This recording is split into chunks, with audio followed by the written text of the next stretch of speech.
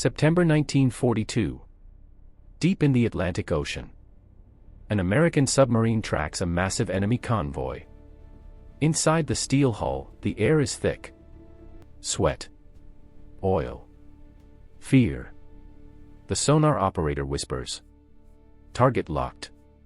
4 torpedoes ready. 1 command away from destruction. But then, through the periscope, the captain sees something that freezes him. Not a battleship. Not a destroyer. A passenger ship. And on its deck, children.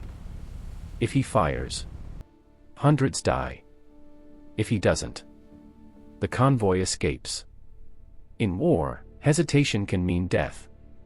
But sometimes, pulling the trigger means losing your soul. The control room waits. Seconds feel like hours. The torpedo officer looks at the captain. Sir, awaiting command. The convoy is moving. If they miss this chance, another submarine may not get close again. Headquarters were clear. Destroy supply routes. No exceptions. The captain stares through the periscope again. He sees lifeboats tied to the civilian ship. He sees movement on deck. Not soldiers. Families. Behind him, engines hum quietly. The first officer whispers. If we don't fire, they will. Silence. War does not reward mercy. But history remembers it. The captain closes the periscope. And says. Hold fire. Minutes pass. The convoy disappears into the fog. Inside the submarine, no one speaks. But war does not forgive hesitation. Suddenly, the sonar operator freezes. Propellers, fast. Closing in. A destroyer. They've been detected. The captain's decision just cost them invisibility. Now they are the target. Engines above roar louder. Metal echoes through the hull. Then, the first depth charge explodes. The submarine shakes violently. Lights flicker. Men fall. Pipes burst. The ocean is no longer silent. It is hunting them. And mercy now has consequences. The captain gives one order. Dive. Deeper. The submarine descends. 200 feet. 300. 400. The metal begins to groan. Every bolt, every seam, under pressure. Above them, the destroyer circles. Waiting. Another depth charge falls. The explosion hits closer. A crack appears along a pipe. Water sprays into the compartment. Men scramble to seal it. One sailor whispers. We're below safe depth. The gauges tremble. If they go deeper, the ocean will crush them. If they rise, the destroyer will finish them. The captain must choose. Not between victory and defeat, but between survival and surrender. The captain raises his hand. Stop engines. The hum disappears. The submarine goes silent. No movement. No sound. No escape.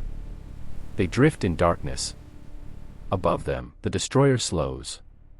Listening. Every breath inside the submarine feels too loud. Men avoid eye contact. The steel hull ticks softly under pressure. Another depth charge drops. Closer. Dust falls from the ceiling. But the engines remain silent. If they move, they die.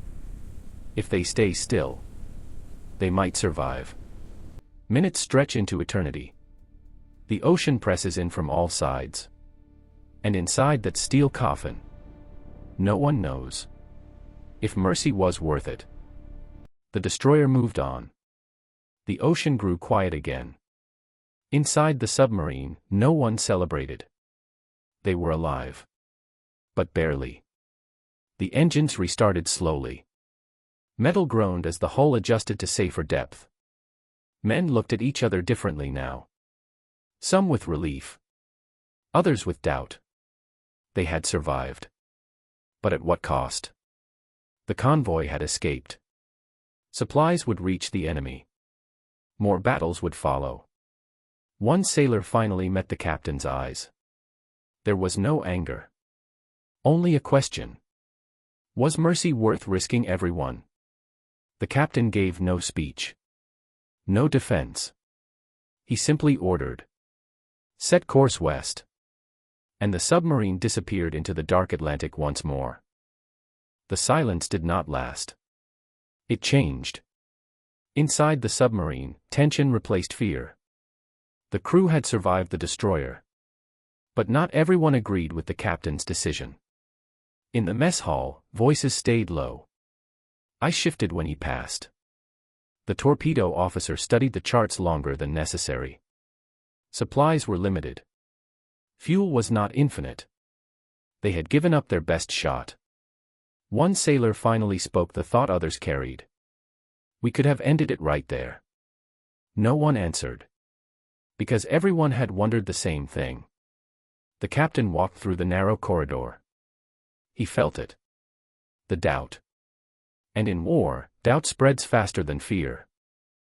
3 days later, the ocean offered another opportunity. The sonar picked up movement. Large. Slow. Unprotected. Through the periscope, the captain saw it clearly. A military transport ship. No civilian markings. No lifeboats crowded with families. Just cargo. And soldiers. The crew felt the shift immediately. This time, there was no hesitation in the torpedo room. Coordinates were calculated. Angles adjusted. Distance measured. The first officer looked at the captain. No one questioned him now. The ocean was quiet again. But this silence felt different. This was war. And this time, there was no moral conflict. Only a decision. The captain did not hesitate. Fire. The first torpedo launched. A violent rush of compressed air echoed through the steel hull. Then the second. Silence returned. Inside the submarine, every man counted the seconds in his head. 10. 15. 20. Through the periscope. A flash. Then smoke. The transport ship shuddered as the explosion tore through its side. Another blast followed. Flames climbed into the gray sky. The ocean swallowed debris. Men ran across the deck above. But this was no passenger vessel. No children. No families. Only war. The submarine turned slowly beneath the waves. This time, there was no doubt. Only consequence. Days later, the submarine reached friendly waters. The mission report was simple. 1 convoy spared. 1 transport destroyed. Damage sustained. Crew intact. No one mentioned the hesitation. No one wrote about the children on that deck. But everyone remembered. War is measured in victories.